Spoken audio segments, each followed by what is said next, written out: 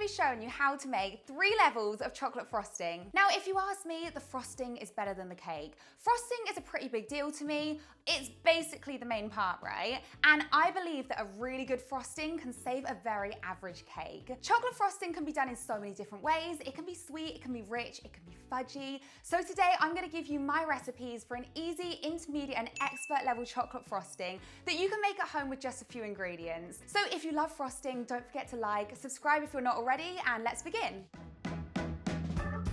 Our level 1 frosting is a classic buttercream. It's sweet and creamy and not overpoweringly chocolatey. It's our quickest and easiest frosting. You're gonna start by adding softened unsalted butter to a large mixing bowl. I softened mine in the microwave because I'm impatient, but just let it come to room temperature. This is gonna help it mix a lot more easily. Now you're gonna grab a sieve and you're gonna place it over your bowl. Then you're gonna add your icing sugar and your cocoa powder. We're sifting these in to remove any lumps because no one wants a lumpy frosting. And it also helps it combine more easily. You have to do this gently, otherwise it goes everywhere. So you can just use the back of a spoon to push the rest of it through. Otherwise the lumps just seem to like jump around in there. Now grab an electric hand mixer. You can use a regular whisk or a stand mixer, but I prefer to use an electric hand mixer for this. And you're just gonna mix it together on a low speed until it's nice and combined. Okay, that is nice and combined now, but it's very thick, so I'm gonna add a touch of milk to loosen it up. Always start by adding a small amount, so about a tablespoon at a time, because you can always add more, but you can't take it away. I'm just gonna scrape the edges of my bowl to make sure I haven't missed any bits. And I'm just gonna give that one last mix to make it nice and light and fluffy. So that is our classic chocolate buttercream done. As you can see, it was so quick and easy. It's perfect for piping onto cakes and cupcakes, which we will do at the end. So let's move on to level 2.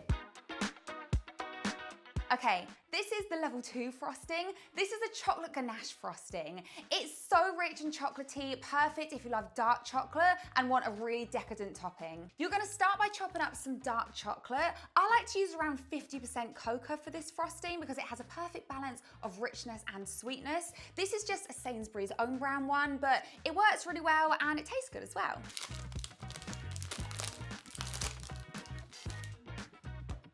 You want to cut it up into fairly small chunks because that's going to help it melt more easily.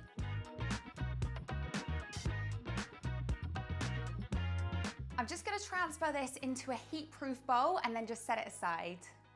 Now you're going to pour double cream or heavy cream into a saucepan. And you're just going to heat this on about medium heat until it's steaming but not boiling. So I've brought back our chocolate and I'm just gonna pour the hot cream over the top. Then we're gonna let it sit for about 2 minutes and that's gonna start to melt the chocolate before we start to stir it. 2 minutes on the clock. What can I do in 2 minutes?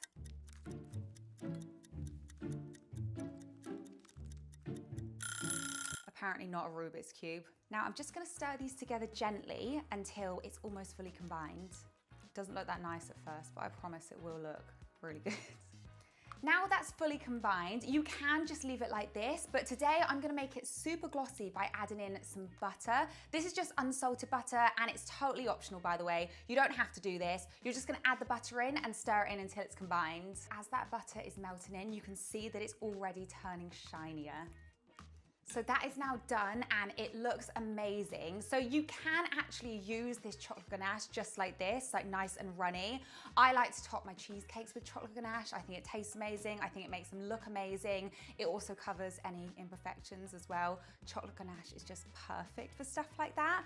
But because we're using it as a frosting today, I'm gonna let it firm up. So I'm gonna transfer it to the fridge for about 30 minutes at least. It's gonna cool down and it's gonna firm up and then we'll transfer it to a piping bag at the end.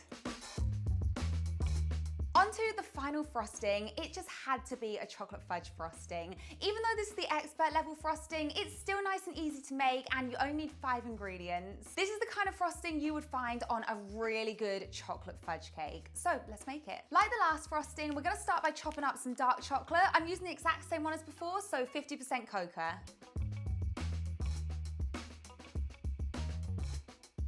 Now I'm gonna add our chopped chocolate to a medium to large saucepan. Now you're gonna add in unsalted butter, icing sugar or powdered sugar, double cream or heavy cream, and salt to really enhance the chocolate flavor. Now I've got my pan on a low heat and I'm just gonna keep stirring constantly until the butter is melted and the chocolate is melted and everything comes together. This actually looks insanely good. Oh my gosh, I just wanna drink it like hot chocolate. But I won't. Now I'm just gonna transfer this to a heat-proof bowl and let it cool to room temperature, which should take about 30 minutes. It might take longer, depends how cold your kitchen is. After that's cooled to room temperature, pop it in the fridge for about an hour. That's gonna help it thicken to become a pipeable consistency. Then we'll be back with all the frostings to test them out on some cupcakes. I thought I'd quickly show you how I fill my piping bag. So I'm gonna use today a 1M nozzle. I got this from Amazon. So you just grab a piping bag, pop that in the bottom, push it up slightly, so about a finger width, about an inch.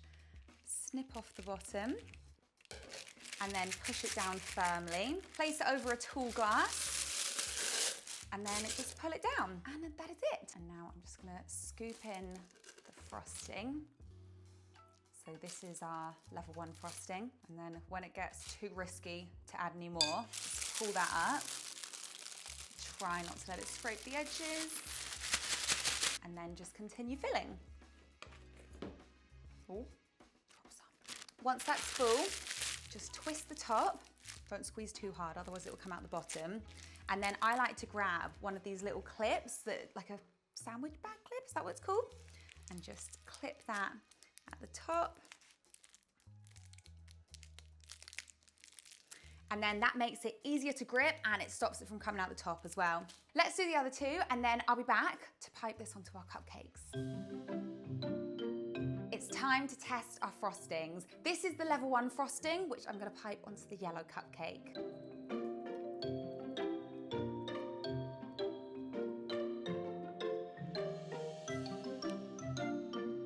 This is the level 2 frosting and I'm gonna pipe it onto the orange cupcake.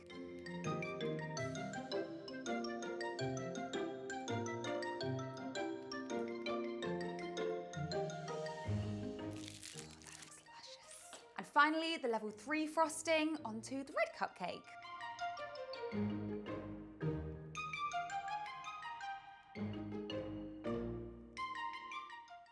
So there you have it, an easy, intermediate and expert level chocolate frosting. As you can see, this one is much lighter in colour. It's also much less chocolatey than these two are. It's sweeter, it's creamier, it's perfect for layer cakes and cupcakes. Really delicious. This one is definitely the richest, darkest, chocolatiest one. It's really great on cheesecake. It complements cheesecakes really nicely. If you like dark chocolate and decadent frostings, then this is definitely the one for you. This one is my personal favorite. It's just so thick and luscious and fudgy and silky and glossy and just incredible. It's perfect for any chocolate fudge cake. If you have a little bit of extra time and effort, then I'd really recommend making this one. Even if you just make it once, it's really, really good, I promise. So that is the end of today's video. I really hope you guys enjoyed it. Let me know if there's any other frostings that you think I should try, because I'm always out for trying a new frosting. If you haven't already, don't forget to like and subscribe, and I'll see you in the next one. Bye. Oh my gosh, it freaks me out when it moves.